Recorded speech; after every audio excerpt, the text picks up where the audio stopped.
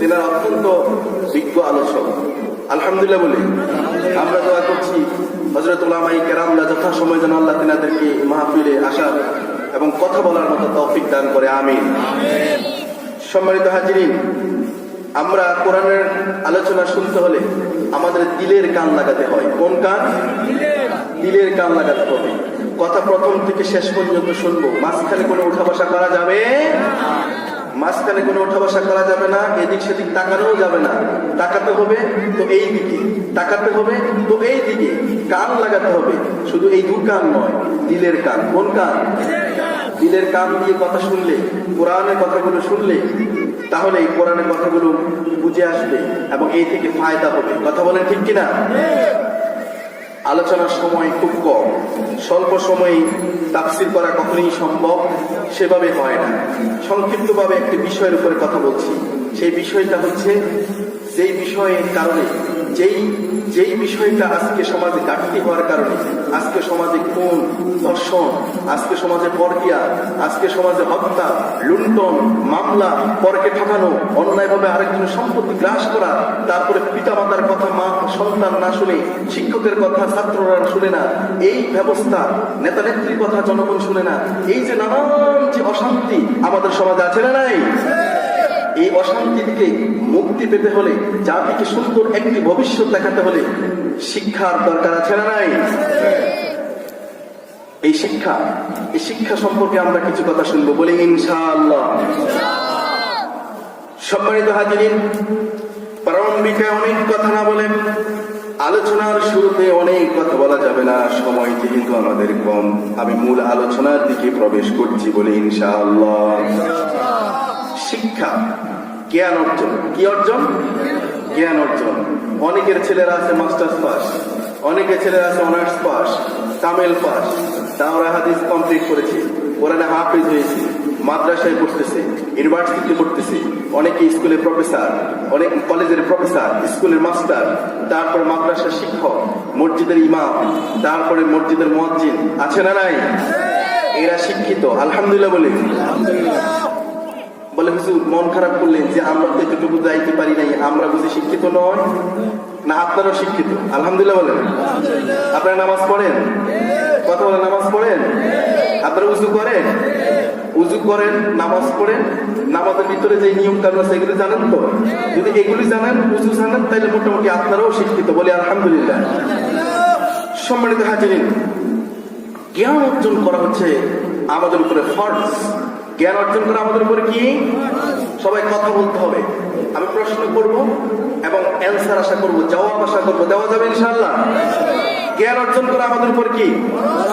রাসূল সাল্লাল্লাহু আলাইহি ওয়াসাল্লাম হাদিস হচ্ছে, তালাবুল ইলমি ফরিদাতান আলা কুল্লি মুসলিম, যে প্রত্যেক মুসলমান নর এবং নারী, পুরুষ এবং মহিলার উপরে জ্ঞান অর্জন করা কি? ফরজ। এটা কি আজকে শুনেছেন না এর আগেও শুনেছেন? এর আগেও শুনেছেন? শুনেছেন।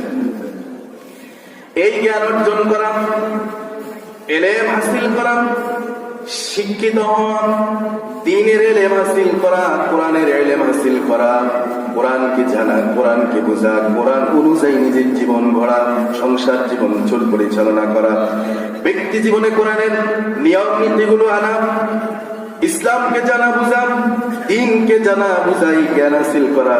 এটা যেরকম আমার একজন মুসলমানের সন্তান আমার উপরে যেরকম ফরজ, আপনার উপরেও ফরজ।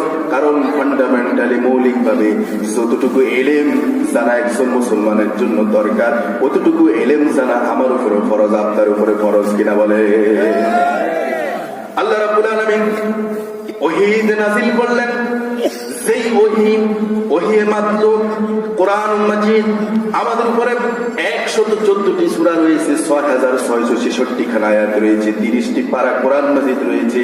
এই গোটা কোরআন মাজিদের সর্বপ্রথম যে ওহী আল্লাহ রাব্বুল আলামিন নাযিল করলেন সেটাই হচ্ছে ইকরা, পড়ো, ইকরা, পড়ো, জ্ঞান অর্জন করো, স্টাডি করো, গবেষণা করো। জ্ঞান অর্জনের কোনো বিকল্প নাই, শিক্ষার কোনো বিকল্প নাই। অবশ্যই এই শিক্ষা হতে হবে দ্বীনের জ্ঞান। সুবহানাল্লাহ। এই শিক্ষা হতে হবে কিসের জ্ঞান? দ্বীনের জ্ঞান, ইসলামের জ্ঞান। সর্বপ্রথম 5টি আয়াত নাযিল হয়েছে সূরাতুল আলাকের 5টি আয়াত। কোন সূরা? কোন সূরা? সূরা আলাকের 5টি আয়াত? 5টি আয়াত সর্বপ্রথম নাযিল হয়েছে।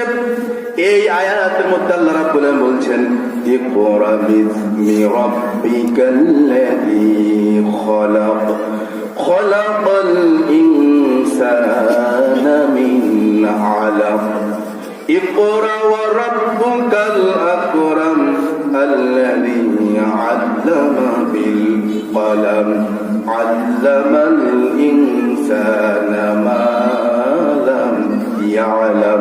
আল্লাহু আকবার। এই ঘোষণাগুলো কার? এই বাণীগুলো কার পক্ষ থেকে?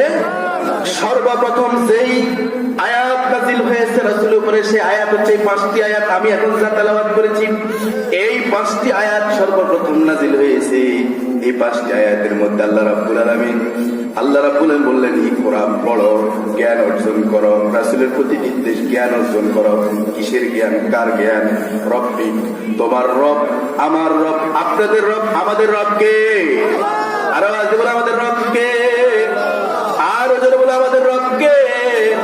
সে আল্লাহর নামে জ্ঞান অর্জন। এর ব্যাকগ্রাউন্ডটা কি? এই 5টি আয়াত কখন নাযিল হয়, এর শানে নজুলটা কি, এর পূর্ববর্তী আলোচনাটা কি, শুনবেন আপনারা? সবাই শুনবেন? এই 5টি আয়াত যখন রাসূলের উপর নাযিল হয়, তখন এর পূর্বে রাসূল সাল্লাল্লাহু আলাইহি সাল্লাম হিরা পর্বত, কোন পর্বত? হিরা পর্বতে রাসূল ধ্যানে ছিলেন, ধ্যানমগ্ন ছিলেন। ওই গুহার মধ্যে তিনি ইবাদতমগ্ন, তিনি সত্যকে তালাশ করছেন, হক অন্বেষণ করছেন। হক কোনটা, সত্য কোনটা জানার চেষ্টা করছেন। একদিন নয়, 2 দিন নয়, এরপর রাতের পর রাত কেটে যাচ্ছেন। রাসূল হিরা পর্বতে ধ্যানের মধ্যে রয়েছেন। রাসূলের যখন খাবার যখন শেষ হয়ে যেত, রাসূল আবার খাওয়া বাড়ি থেকে নিয়ে আসতেন, আবার সেখানে থাকতেন। এরকম অনেকদিন চলে গেল। কিছুদিন পর আল্লাহর পক্ষ থেকে আল্লাহর ফেরেশতা হযরত জিবরাইল আলাইহিস সালাতু ওয়াস সালাম রাসূলের কাছে এসে গেলেন। আল্লাহর রাসূলের সামনে এসে জিবরাইল রাসূলকে বলছেন, ইকরা, পড়ুন, পাঠ করুন। কি করুন? পড়ুন। রাসূল বলল, আমি পড়তে জানি না। দ্বিতীয়বার আবার জিবরাইল বলছেন, ইকরা, পড়ুন। রাসূল বলে, আমি পড়তে। প্রথমবার যখন বললেন পড়তে জানি না, জিবরাইল রাসূল সাল্লাল্লাহু আলাইহি সাল্লামকে জড়িয়ে ধরে সজনে চাপ দিয়ে আবার ছেড়ে দিলেন। এবার বললেন পড়ুন। দ্বিতীয়বার রাসূল বললেন, আমি পড়তে জানি না।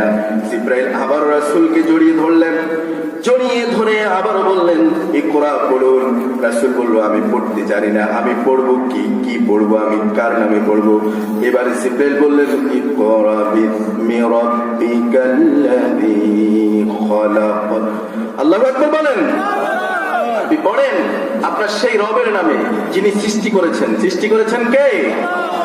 সেই স্রষ্টার নামে পড়ুন। ইকরা বিসমি রাব্বিকাল্লাযী খলাক খলাকাল ইনসানা মিন আলাক। যিনি ইনসানকে, মানুষকে সৃষ্টি করেছেন, এরপর মানুষকে আলাকে রূপান্তরিত করেছেন। আলাক জমাট রক্ত বাঁধা, জমাট রক্ত। খলাকাল ইনসানা মিন আলাক।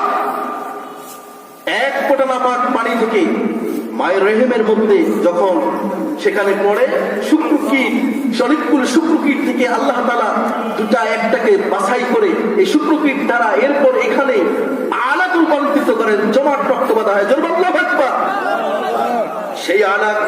সেই আলাক গোস্ত, তারপর গোস্ত রূপান্তরিত হয়। সেখানে সেই গোস্তগুলো আস্তে আস্তে ক্রমান্বয়ে বৃদ্ধি হয়। এর মধ্যে আল্লাহ তাআলা চোখ ফুটিয়ে দেন, কান হয়, নাক হয়, ভিতরে কলিজা হয়, ফুসফুস হয়, ভিতরে আরো অনেক অংশগুলো তৈরি হয়। এরপরে সেট হয়, সেট আপ হয়। সবগুলো যার যার যে অবস্থান আকৃতি আল্লাহ রাব্বুল আলামিন বললেন, লাকাদ খালাকনাল ইনসানা ফি আহসানি তাকওয়িম। আল্লাহু আকবার। আমি মানুষকে সবচেয়ে উত্তম অবয়ব আকৃতি দিয়ে সৃষ্টি করেছি। এই ঘোষণা কার? 2টা চোখ সামনে আছে। এই 2টা চোখ যদি পিছনে হতো, ঠিক ঘাড়ের উপরে, মাথার পিছনের অংশের নিচে যদি 2টা চোখ আল্লাহ দিতেন, তাহলে কি ভালো হতো নাকি? কথা বলেন, ভালো হতো? দুইটা চোখকে সামনে দিলেন, দুই হাত যেখানে থাকার কথা সেখানে দিলেন, দুই পা যেখানে থাকার কথা সেখানে দিলেন, দু কান যেখানে থাকার কথা সেখানে দিলেন। যেই জায়গায় দিলে, যেই জিনিসকে যে জায়গায় দিলে সবচেয়ে ভালো হয়, সবচেয়ে সঠিক হয়, মানুষের জন্য কল্যাণ হয়, কোন রকম ঝামেলা হবে না, কোন রকম অকল্যাণ হবে না, ক্ষতি হবে না। আল্লাহ রাব্বুল আলামিন ওই দেহের ওই অঙ্গকে ওই জায়গায় সেট করে দিয়ে আল্লাহ সৃষ্টি করেছে।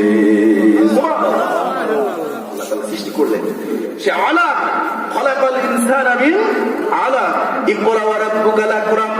আল্লাহ যেই রব, সেই রব সম্মানিত রব, মহিমান্বিত রব, সবচেয়ে দয়াবান রব, যিনি বান্দার প্রতি রহমান।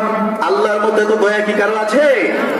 আর রহমান আল্লামাল কুরআন খলাকাল ইনসান আল্লামাহুল বায়ান। আল্লাহু আকবার। রহমান তিনি কেমন রহমান, তিনি কেমন দয়ালু। আল্লাহ পরিচয় দিচ্ছেন সূরা রহমানে, যার রহমান আমি রহমান। রহমান কেমন? রহমানের পরিচয় তারপরে একে একে আল্লাহ দিচ্ছেন। কে দিচ্ছেন?